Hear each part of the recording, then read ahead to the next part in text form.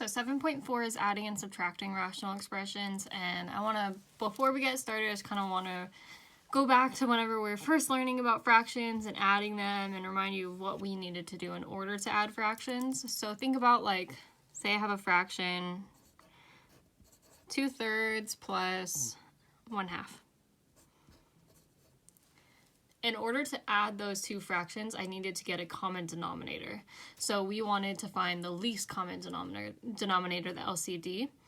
And usually we think of the least common multiple between the two denominators. So the least common multiple between 3 and 2 is 6. So that means we want to change the denominator to 6. So in order to do so, we would have to take 2/3 and multiply it by 2 over 2.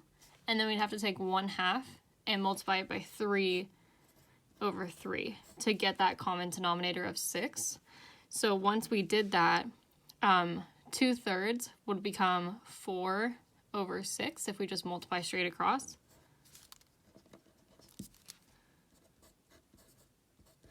And then 1/2 would become 3 over 6. And then now that we have the same denominators, we're ready to add. When you add fractions, you just add the numerator and the denominator stays the same. So 4 plus 3 would be 7 over that same denominator of 6. So when we're adding and subtracting rational expressions, we have to do the same thing. We have to get common denominators in order to add and subtract. So the first example says extend the procedures for numerical fractions to add these algebraic expressions. So we want to figure out a way to get a common denominator. And in a lot of cases, you'll just have to multiply by the opposite denominator, or not opposite, but the other denominator.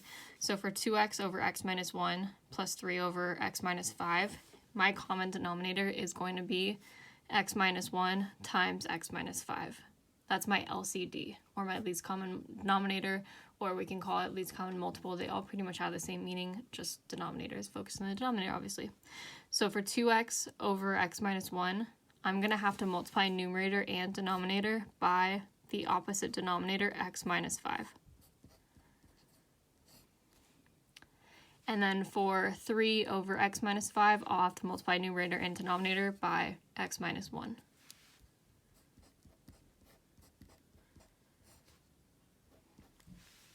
So when I do that, I have 2x times x minus 5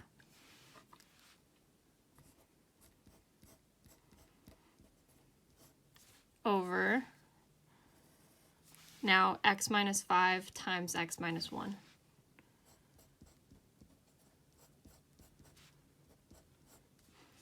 And then I'm adding my second fraction, which is now 3 times x minus 1 over x minus 5 times x minus 1.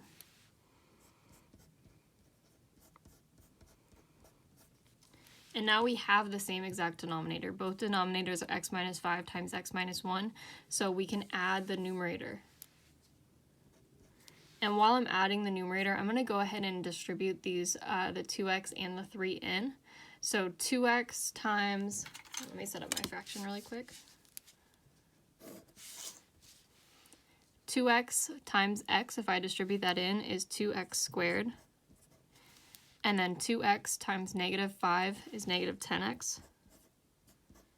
And then I'm adding 3 times x minus 1, so I'm going to go ahead and distribute the 3 also. So plus 3 times x, and 3 minus 1, so minus 3. And then from there, I have x minus 5 times x minus 1 in the denominator, and you can leave it factored like that.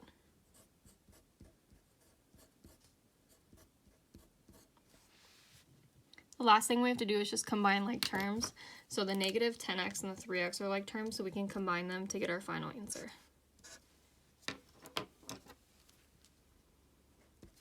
So we have 2x squared, negative 10x, and 3x is negative 7x minus 3. And then over x minus 5 times x minus 1.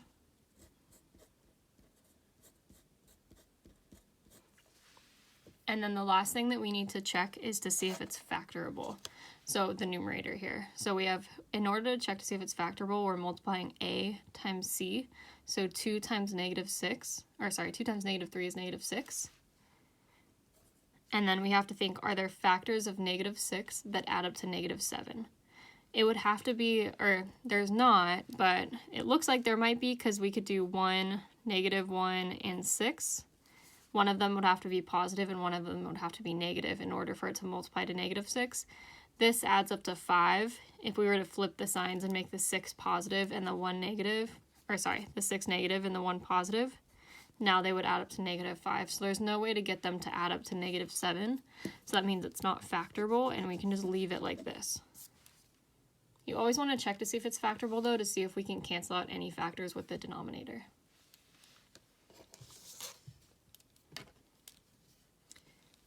For the second example, it says, now add the fractions below. After you've added them, be sure to check to see if the numerator can be factored.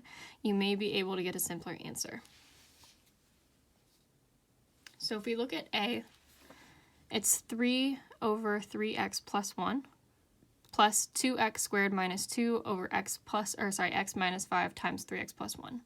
So first thing we have to do is just look at the denominators and try to figure out what we need to multiply in to get the denominators to be the same. So this denominator has a factor of 3x plus 1, and this one has a factor of 3x plus 1, but it also has a factor of x minus 5. So we need to multiply the factor of x minus 5 into this fraction so that the denominators are the same. So we'll multiply numerator and denominator by x minus 5. And I'm going to go ahead and, scratch that. I'm going to go ahead and combine them into one fraction all at once so that we can start minimizing steps and cutting down on the time we're spending on these. So we have 3 times x minus 5. And then we're adding 2x squared minus 2. And then all over our common denominator, which is x minus 5 times 3x plus 1.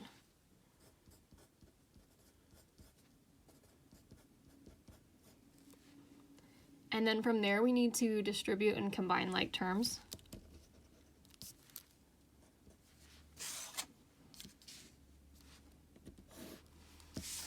So if I distribute the 3 to the x to the negative 5, 3 times x is 3x. Minus 5, or 3 times negative 5, turns into negative 15, plus 2x squared minus 2, and then over x minus 5 times 3x plus 1.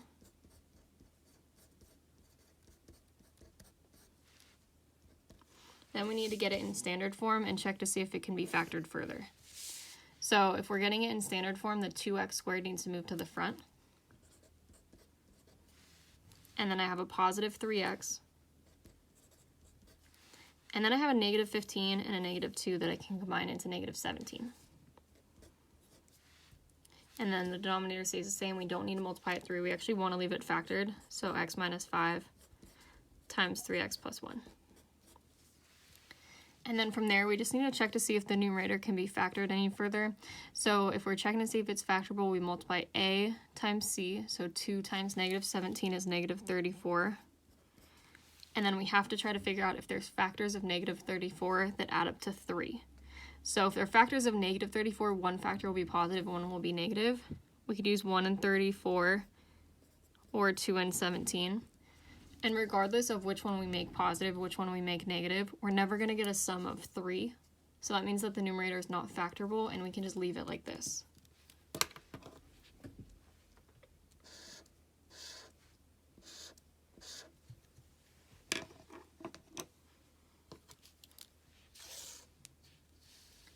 And then for part B, it's 9 minus 3x over x plus 3 times x minus 3 plus 2x over x plus 3. So same thing here, we have to check to see what are the differences in the denominators and how can we get them to be the same. So this denominator has a factor of x plus 3, and this one has a factor, and also a factor of x minus 3, and this one just has an x plus 3. So we need to get this one to also have a factor of x minus 3 so that they match up. So that means we have to take the second fraction and multiply numerator and denominator by x minus 3. So we'll just go ahead and write it all as one fraction. So the common denominator that I just created is going to be x plus 3 times x minus 3.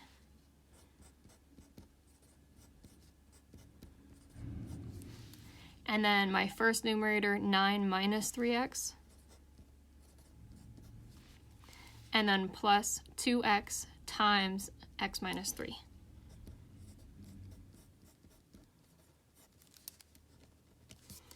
And then we can start simplifying to get it in standard form.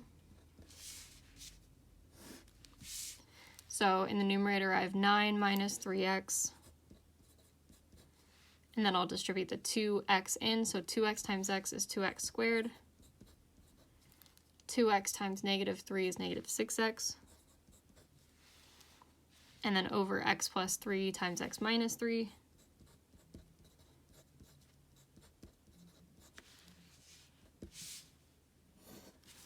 And then to get it in standard form, I need to move this 2x squared to the front. And then I can combine negative 3x and negative 6x into negative 9x. And then plus 9 at the end. And then over x minus 3 times x, or x plus 3 times x minus 3. And then now I need to check to see if this 2x squared minus 9x plus 9 is factorable. So to check to see if it's factorable, we're multiplying a times c. So from that we get 18. And then we have to think, are there factors of positive 18 that add up to b, which is negative 9? There are, because we could use negative 6 and negative 3. So you can factor it now using the x or the box method, whatever you're more comfortable with. So a times c goes on top, 2 times 9 is 18, and then negative 9 on the bottom. And we already found the numbers that multiply to 18 and add up to negative 9. It was negative 3 and negative 6. And then we need to remember to write it over our a value, which is 2. So negative 6 over 2 reduces to negative 3 over 1, and then negative 3 over 2 cannot be reduced.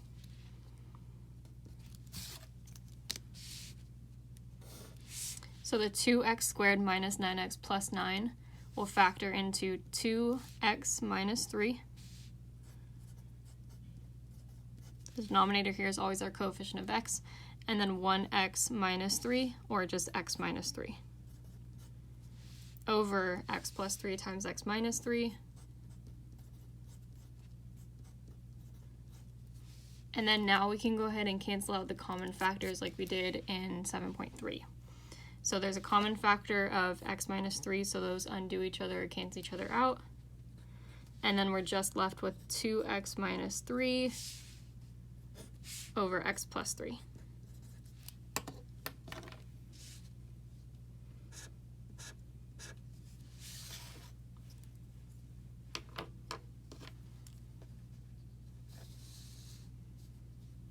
Okay, the next example says examine this fraction below. So it's 2x minus 1 over 3x squared plus 13x plus 4 over x plus, or sorry, plus x plus 3 over x squared minus 3x minus 28. So before we can even, I know it says like with a partner, but obviously we don't have that right now. So because we don't have the denominator written as factors, we have to figure out what the factors are. So right now it's in standard form. All the problems up here, they were already factored.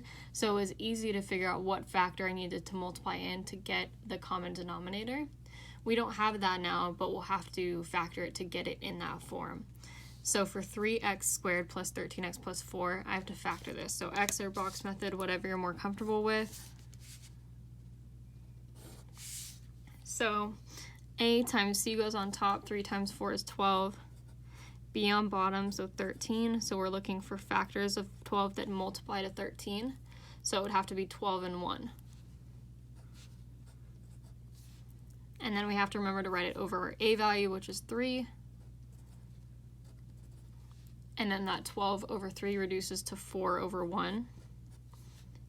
So that means the 3x squared plus 13x plus 4 factors into 3x plus 1 times 1x plus 4.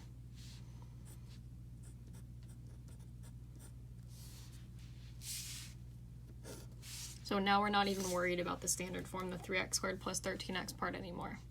So we'll have to do the same thing for x squared minus 3x minus 28, but now the coefficient of x squared is 1, So I'm really just looking for factors of negative 28 that add up to negative 3. So that would have to be negative 7 and positive 4. So that means that the x squared minus 3x minus 28 factors into x minus 7 times x plus 4.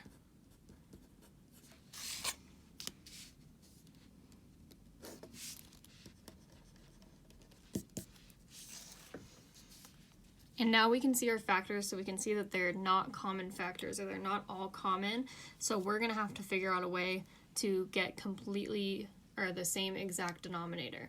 So if we look at the factors between both of them, the first fraction has a factor of 3x plus 1 and x plus 4, and the second one has a factor of x minus 7 and x plus 4. So that means for the first fraction, I'm going to have to multiply in the x minus 7 factor in here, numerator and denominator. And then for the second fraction, I'm missing the 3x plus 1 factor, so I'll have to multiply that in here. So I'm going to multiply numerator and denominator by, on the first one, the x minus 7. And then for the second one, I have to multiply in the missing factor of 3x plus 1. So you're always just multiplying in the factor that you're missing. So we'll multiply in x minus 7, and then 3x plus 1, and 3x plus 1. So I'm going to leave this as two separate fractions for now so that we can see it. So the first fraction becomes x minus 7 times 2x minus 1. And you need to write them in parentheses because we'll eventually have to FOIL these. We're multiplying a binomial by a binomial, so we'll have to FOIL it. And then the denominator just becomes all three factors multiplied together. So x minus 7 times 3x plus 1 times x plus 4. So this was my original fraction right here. And then I just multiplied the x minus 7 in. The second fraction becomes x plus 3 in parentheses times 3x plus 1. And same thing, we're multiplying a binomial by a binomial, so we're going to have to FOIL it. And then the denominator just becomes all three factors multiplied together. I'm going to keep them just in the same order that we have here. So x minus 7 times 3x plus 1, that was the second one over here, times x plus 4. So if we take away the 3x plus 1, this was the original fraction, I just multiplied it in. It's in the middle right here just because it's in the middle right here too, and I wanted to keep them in the same order. So our next step is to start simplifying the numerator. So we're going to combine it into one fraction, and we're going to have to FOIL both of the numerators. So the denominator of this one big fraction is just going to be the common denominator that we created. X minus 7 times 3x plus 1 times x plus 4. And then for the numerator, I'll FOIL the first one. So x times 2x is 2x squared. X times negative 1 is negative x. Negative 7 times 2x is negative 14x. And then negative 7 times negative 1 is positive 7. And then for the second one, x times 3x is 3x squared, so plus 3x squared. X times 1 is x. 3 times 3x is 9x squared. Or sorry, just 9x, excuse me. Sorry, 3 times 3x is 9x, and then 3 times 1 is plus 3.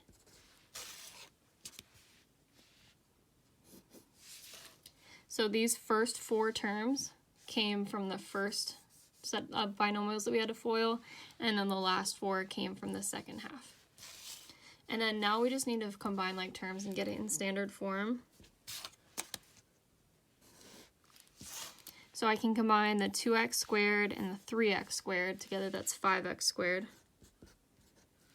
And then I can combine the negative x, negative 14x, that's negative 15x, actually, backtrack, negative x and the positive x, those just completely cancel each other out. And then the negative 14x and the 9x turn into negative 5x. And then now we have the 7 and the 3, so that turns into plus 10. And then over all of our factors in the denominator, so over x minus 7 times 3x plus 1 times x plus 4. Now we have to check to see if the numerator is factorable, to see if any factors cancel out. So the first thing we can do is check for GCF. So there's a greatest common factor of 5 because they're all divisible by 5, so we can factor that out.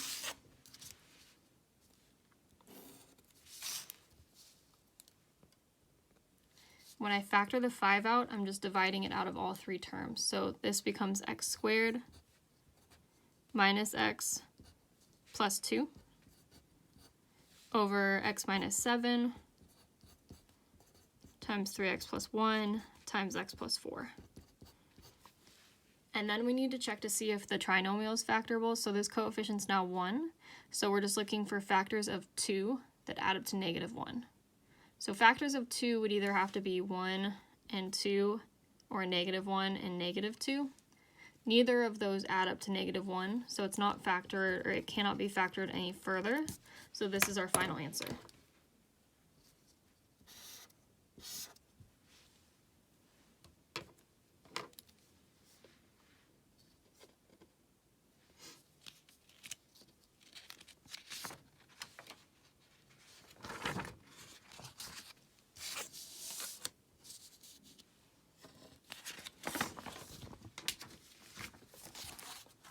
So the next example is subtraction. It says repeat the process to subtract the expression below, simplify the result if possible. So it's basically the same thing, we just have to remember one small thing, and that's to distribute the negative when we do subtract. So we'll have to make sure that we get common denominators, like with addition. If something is not factored, you need to make sure that it's factorable, or that it is factored, so we can figure out the common factors there. So I have 2 over x plus 4 minus 4x squared minus 4x minus x squared over x squared minus 16. So x squared minus 16 is a difference of squares, so that's like the a squared minus b squared. That factors into a plus b times a minus b. So then I can factor this, the x squared minus 16, I can factor it into x plus 4 times x minus 4. So there's two different ways that you can do this problem. I'm just going to show like one for time's sake, but in case you are wondering if you, I'm just going to show getting common denominators. Another way for this specific problem would be to factor the numerator. If you factor the numerator, then you're able to cancel out one of the factors in the denominator and combine them that way. But I'm just going to kind of show a way that works for every type of problem. That first method wouldn't work for every problem. So x squared minus 16 factors into x plus 4 times x minus 4.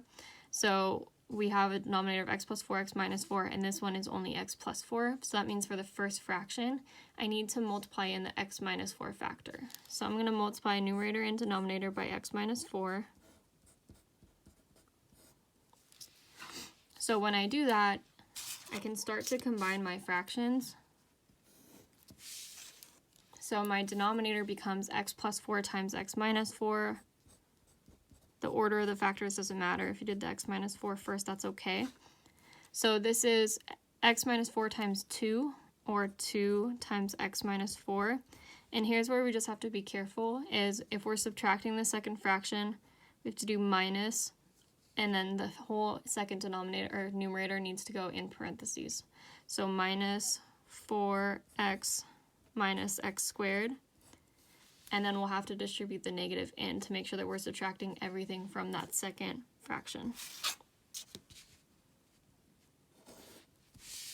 So we can distribute the 2 into the x minus 4, so 2 times x, 2x, 2 times negative 4, negative 8, and then we need to distribute the negative here, so minus 4x, and then a minus or a negative times the negative x squared turns into plus x squared, and then over x plus 4 times x minus 4. And then we'll get the numerator in standard form.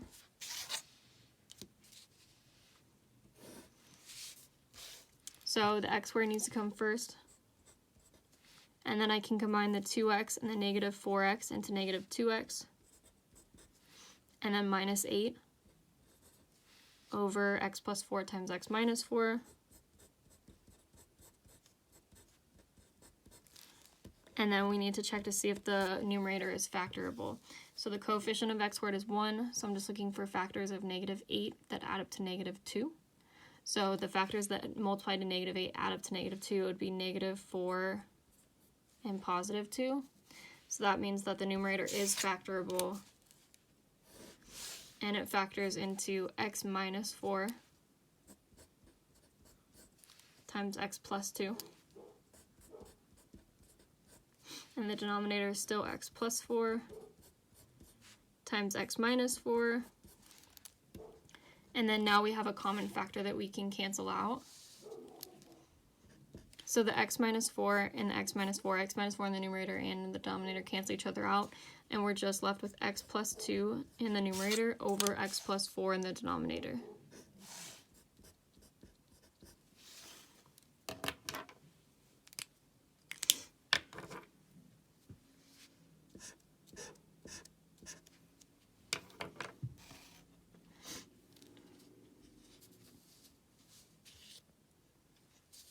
Okay, the next little example says find the least common multiple of the following. So in this section you'll hear like talking about least common multiple, least common denominator. They're all pretty much the same thing. Like the least common denominator is the least common multiple between the two denominators basically. So in order to find, I'm going to backtrack a little, like when we first learned about like least common multiple when we were first like, I think it was in elementary school, say we have like the number 6 and 9, and we're trying to find the least common multiple between 6 and 9. That's just asking for like the smallest number that they both multiply to, or the smallest multiple of both of them. So it would be 18. So the least common multiple between 6 and 9 would be 18. And the way that you find that, like if you can't figure it out in your head, obviously with harder or with like bigger numbers it'd be more difficult, you take the prime factorization of each number. So like for 6 it's 2 times 3, and then for 9 it's 3 times 3 or 3 squared. So you have to take each factor that shows up in the prime factorization, and this will apply more here. You have to take each factor and then the highest power of each factor and multiply them together. So like we have a factor of 2, and then there's a factor of 3 here and a factor of 3 here, but this is squared, so the squared is the higher power, and then we have to multiply these two together. So 2 times 3 squared is 9, so 2 times 9 gets us the LCM of 18. So this like whole like the highest power of each factor applies a lot more when we're actually dealing with like polynomial factors. So just kind of keep this in the back of your head. So for finding the least common multiple between 6x squared and negative 54, between those two I can factor out GCF. So if I pull out a 6, that leaves me with x squared minus 9. And then x squared minus 9 can be factored further because it's a difference of squares. So this would be 6 times x plus 3 times x minus 3. And then for 9x squared minus 54x plus 81, I can still factor out GCF, which is 9. And then when I pull out the 9, that leaves me with x squared minus 6x plus 9. And then I'm just looking for factors of 9 that add up to negative 6, so it would be negative 3 and negative 3.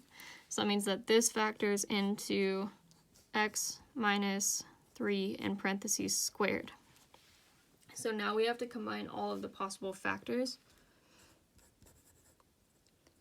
and multiply them together to get the least common multiple. So we just kind of talked about how you would find the least common multiple between 6 and 9. So 6 is a factor here, 9 is a factor here. The least common multiple between them is 18. And then if we're looking at the like polynomial factors, I have a factor of like x plus 3. I have a factor of x minus 3, and then over here there's a factor of x minus 3 squared. So you take each factor, so there's an x plus 3, and you take the highest power of each one. So the highest power on the x plus 3 factor is 1. This is just to the first power. And then the next factor that we have is x minus 3, but the highest power on the x minus 3 factor is squared. So we have to use x minus 3 squared. Because x minus 3 squared is automatically going to be a multiple of x minus 3, so it kind of like contains itself. And then you would never like add the different factors, like you wouldn't, because we have an x minus 3 squared and an x minus 3 here and an x minus 3 squared here, you don't add them and make it x minus 3 cubed. You just take the highest power of that individual factor.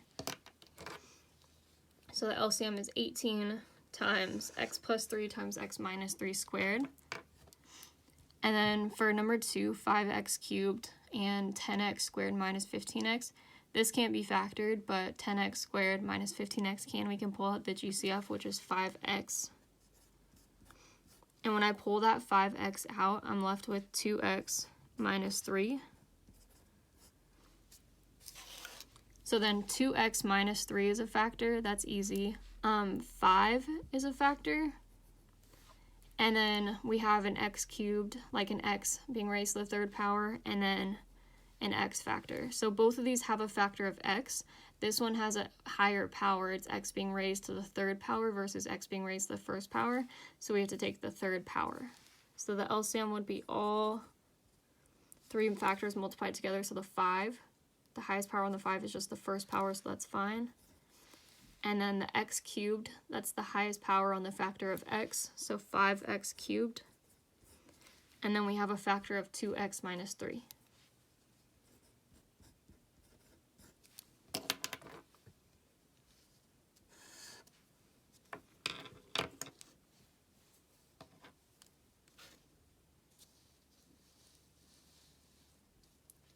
And then example 2, it looks like a big, it kind of is a big scary fraction, but anytime you see problems like this, they're basically just division problems.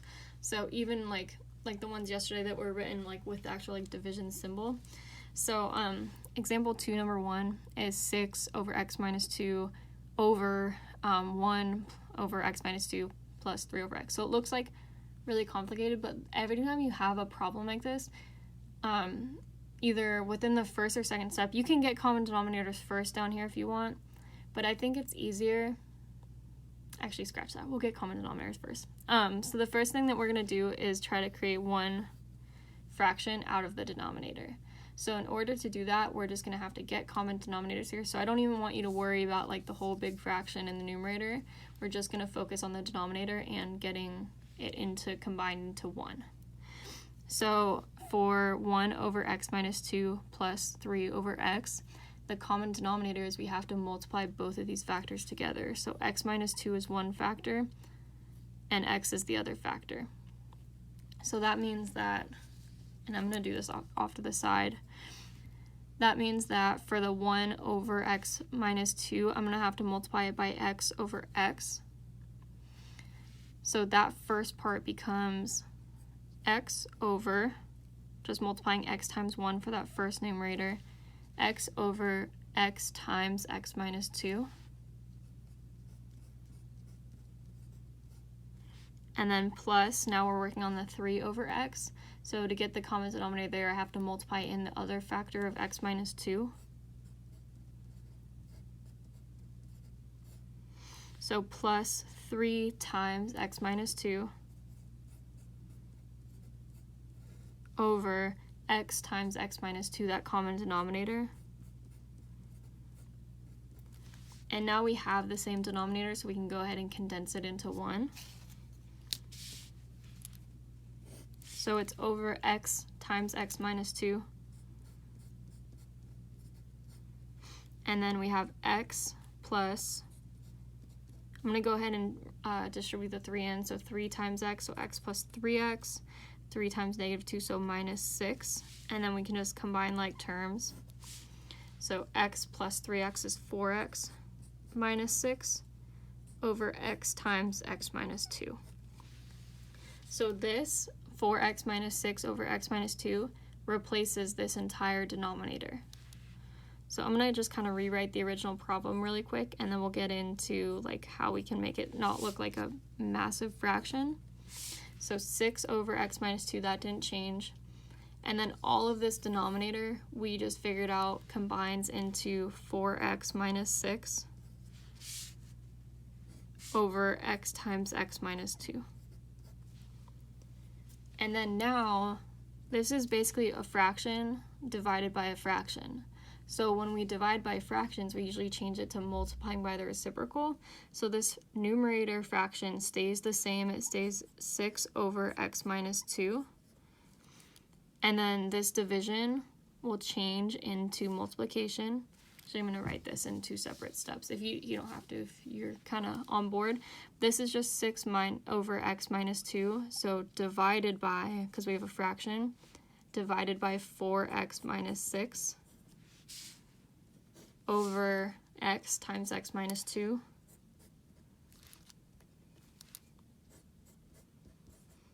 Oops, sorry.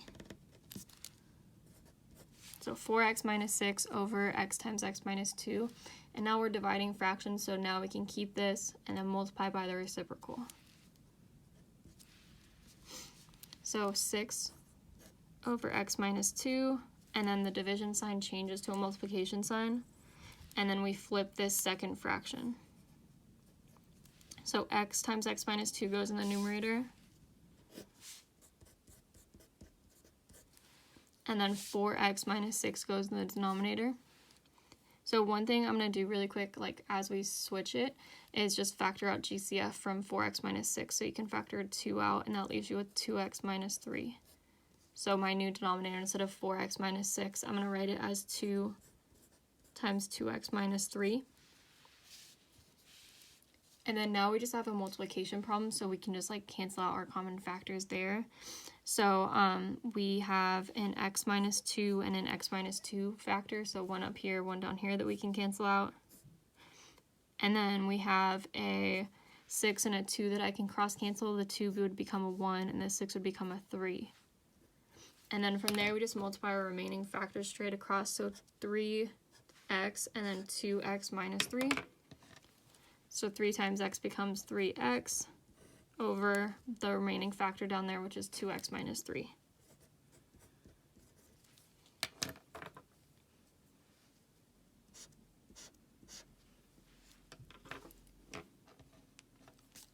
So the biggest thing with these fraction problems is we're going to change it to a multiplication problem because we're really just like dividing fractions.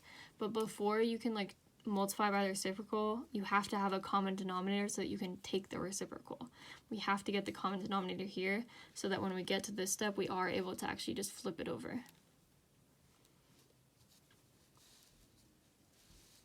Okay, and then number 2, similar type of problem. So x over 6 minus x over 3 over x minus 5 minus 7/10.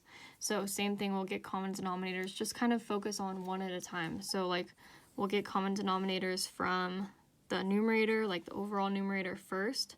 So I would have to take the like x over 6 and x over 3, and the least common multiple between those two, or the least common denominator between 6 and 3, would be just 6, because I can multiply the x over 3 by 2 over 2 to get a common denominator of 6.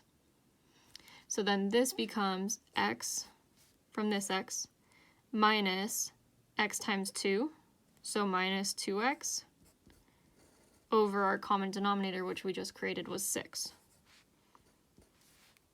So then x minus 2x is negative x over 6. And then if we do the same kind of thing for the denominator, the x over 5 minus 7/10, the common denominator between 5 and 10 would be 10. So I would have to multiply x over 5 by 2 over 2. So then 2 times x is in my numerator, and then minus 7 over my common denominator, which we created, was 10. So then now what this problem is saying is this is my new numerator, negative x over 6, and this is my new denominator. So negative x over 6, and then over 2x minus 7 over 10. So all this is saying is negative x over 6 divided by 2x minus 7 over 10. So I'm going to change it. I'm going to rewrite it like that. You don't have to. You can kind of skip this step if you want. But it is kind of helpful. So negative x over 6, the numerator, divided by 2x minus 7 over 10. And then now we can multiply by the reciprocal. So we keep the same fraction the same, negative x over 6. Change the multiplication sign to a division sign, change the division sign to a multiplication sign, and then flip the second fraction to its reciprocal. So it's times 10 goes on the numerator over 2x minus 7. And then now we can just cross cancel with like common factors. So between the 6 and the 10, I can cross cancel there. I can divide them both by 2. So the 6 would become a 3 and the 10 would become a 5. And then it looks like that's all I'm able to like actually cancel out. So now I can just multiply straight across numerator and denominator. So negative x times 5 turns into negative 5x. And then 3 times 2x minus 7. So negative 5x over 3 times 2x minus 7.